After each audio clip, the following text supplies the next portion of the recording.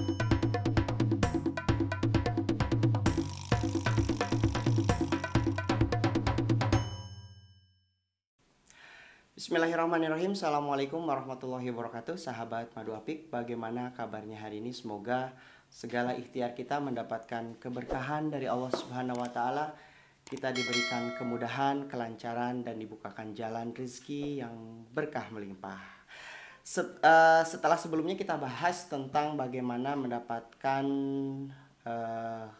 calon konsumen, selanjutnya kita akan bahas bagaimana agar calon konsumen itu dapat terkonversi menjadi penjualan. Karena pada dasarnya sumber penjualan itu, sumber segala ikhtiar kita, sumber segala usaha kita adalah bermuara pada 3 hal: customer, revenue, dan profit. Nah, bagaimana cara kita mengoptimalkan? Yuk kita lihat bareng-bareng. Baik sahabat-sahabat Madu Apik, setelah sebelumnya kita bahas tentang lead generation, yaitu bagaimana menciptakan calon-calon konsumen, bagaimana menciptakan banyak sekali orang yang tahu tentang produk kita, tahu tentang jualan kita. Nah, dalam video kali ini kita akan bahas tentang lead conversion, yaitu dari sebelumnya mereka tahu tentang produk kita, tentang usaha kita, kita ubah mereka menjadi lead conversion, yaitu mengkonversi mereka menjadi konsumen. Artinya mereka melakukan pembelian terhadap produk kita. Nah, seperti kita paham ya sahabat-sahabat, bahwa kaidah umum dari proses penjualan, bahwa proses penjualan itu akan bermuara pada 3 hal ya. Yang pertama, bagaimana menciptakan konsumen. Kemudian yang kedua, bagaimana menciptakan revenue atau omset atau penjualan. Dan yang ketiga adalah bagaimana menciptakan profit atau laba. Nah, dari gambar alur berikut kita bisa lihat gitu ya, bahwa langkah yang pertama adalah lead generation, sudah pernah kita bahas. Kemudian dari lead generation ini kita lakukan konversi, lead conversion, bagaimana mereka menjadi new customer buat kita.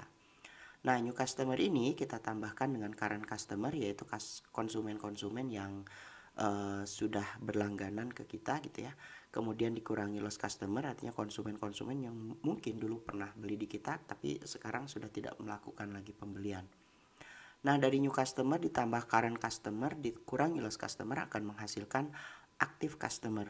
Active customer ini adalah orang-orang yang akan memberikan kita potensi omset atau penjualan. Nah, dari active customer ini ada 2 hal yang harus kita pahami ya.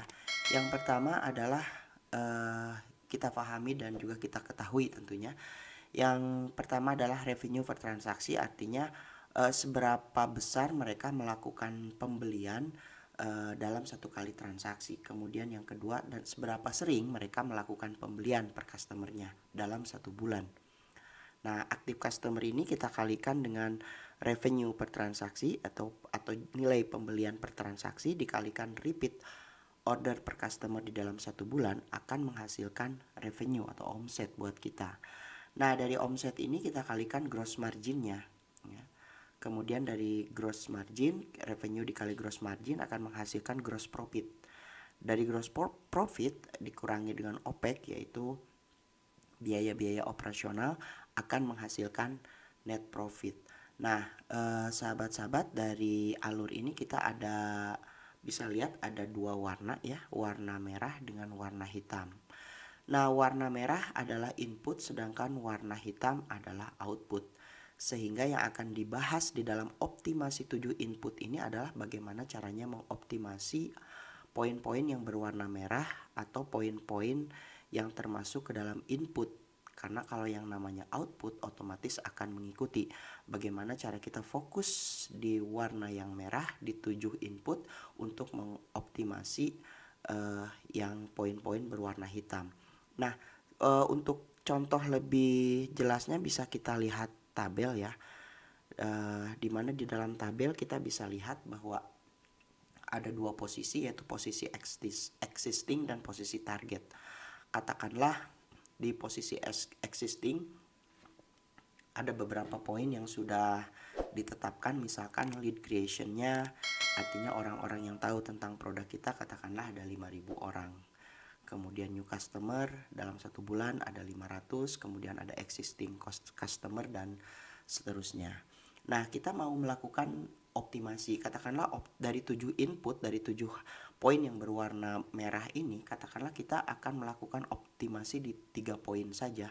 Katakanlah di lead creation kita naikkan 10%, di conversion rate kita naikkan dari 10% menjadi 12%, kemudian di revenue artinya pembelian rata-rata pembelian per konsumen kita naikkan 14%. Nah, kita lihat akhirnya ya sahabat-sahabat bahwa net profitnya mengalami kenaikan 42%. Artinya dengan optimasi di beberapa sisi, di mana di sini dicontoh hanya 3 sisi saja, akan terjadi lonjakan output yang sangat luar biasa. Meskipun kenaikan lead creation hanya 10%, kenaikan conversion rate 20%, kemudian revenue juga hanya 14%, tapi ternyata menghasilkan net profit 42%. Ini baru 3 input saja. Bagaimana kalau kita melakukan optimasi di ketujuh inputnya. Nah, sahabat-sahabat, dari 7 strategi input ini, yang pertama lead generation, kedua conversion rate, ketiga loss customer, keempat revenue per transaksi, kelima refit per customer, keenam gross margin, ketujuh OPEX. Yang 5 itu adalah multiplier strategi, sedangkan yang 2 yang saya kasih tanda NMS di sini adalah non multiplier strategi. Artinya yang non multiplier strategi itu adalah loss customer dan OPEX, di mana kalau kita mengoptimasi kedua hal ini akan dibutuhkan biaya yang sangat luar biasa, dan juga akan dibutuhkan dan juga hasil yang didapat mungkin tidak akan terlalu optimal.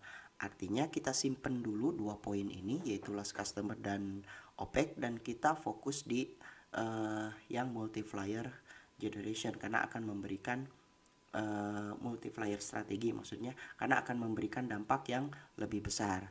Nah, kita lihat misalkan contohnya lost customer. Untuk mendatangkan konsumen-konsumen yang dulu pernah beli ke kita dan akan kembali kita tarik untuk balik ke kita, ini dibutuhkan effort yang luar biasa, dibutuhkan biaya yang luar biasa gitu ya. Sementara hasilnya juga mungkin tidak akan terlalu optimal. Begitu pula dengan OPEX gitu ya. Mau seberapa banyak sih kita tekan OPEX kita, karena ada batas-batas tertentu optimalnya OPEX gitu ya. Ketika kita menurunkan OPEX sedemikian rupa sampai jauh, tentu akan di satu sisi akan menurunkan kinerja juga gitu ya. Nah, sehingga di loss customer dan OPEX ini kita simpan dulu, kita optimasi dulu yang 5, baru setelah yang 5 ini beres, baru 2 lagi boleh kita langsung optimasi. Demikian sahabat Madu Apik, 7 strategi input proses penjualan yang bisa kita optimalkan. Bagaimana caranya mengoptimasinya nanti akan ada di video berikutnya. Yang barusan kita lihat adalah hanya garis besarnya saja. Sampai jumpa di video berikutnya. Assalamualaikum warahmatullahi wabarakatuh.